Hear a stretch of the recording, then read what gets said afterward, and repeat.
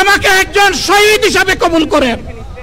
জামায়াত আমির doctor Shafiqur রহমানের open heart surgery সফলভাবে সম্পূর্ণ হয়েছে। তার শারীরিক অবস্থা স্থিতিশীল আছে বলেও জানিয়েছেন চিকিৎসক। আগামী 7 দিনের মধ্যেই তিনি বাসায় ফিরতে পারবেন বলে তার অস্ত্রোপচারে নেতৃত্ব দেওয়া চিকিৎসক জাহাঙ্গীর কবির আশা করছেন, এবং আমি আশা করি উনি 7 দিনের দিন বাসায় চলে যাবেন।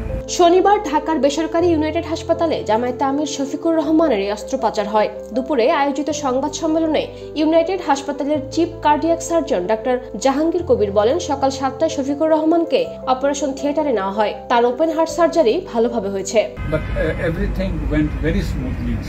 ডাক্তার জাহাঙ্গীর কবির আরো বলেন, আমরা চেয়েছিলাম শফিকুর রহমানকে সবচেয়ে আধুনিক প্রযুক্তি ব্যবহার করে সার্জারি করতে, সেটা পেরেছি। ওনার 3টা বাইপাস করার কথা ছিল, আমরা 4টা বাইপাস করেছি যেন কোনো দিক থেকেই কোনো সমস্যা না হয়।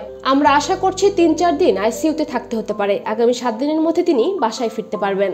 আইসিইউতে ওনার স্টে হবে 2 দিন, আর দরকার হলে 3 দিন বা 4 দিন, যতদিন লাগে।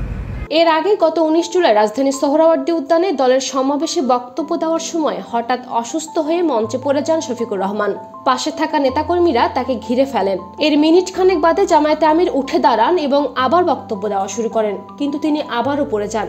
তবে পরে না দাঁড়িয়ে মঞ্চে বসে বক্তব্য দেন তিনি। এ সময় তার পাশে চিকিৎসকদেরও দেখা যায়।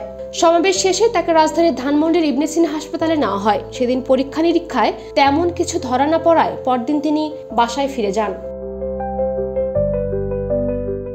এর মধ্যে গত বুধবার আমিরের ব্যক্তিগত সহকারী মোহাম্মদ নজরুল ইসলাম জানিয়েছেন, তার হার্টে 3টি ব্লক ধরা পড়ায় চিকিৎসকরা দ্রুত বাইপাস সার্জারির সিদ্ধান্ত নিয়েছেন। সে সময় চিকিৎসকরা এনজিওপ্লাস্টি না করে বাইপাস সার্জারির পরামর্শ দেন।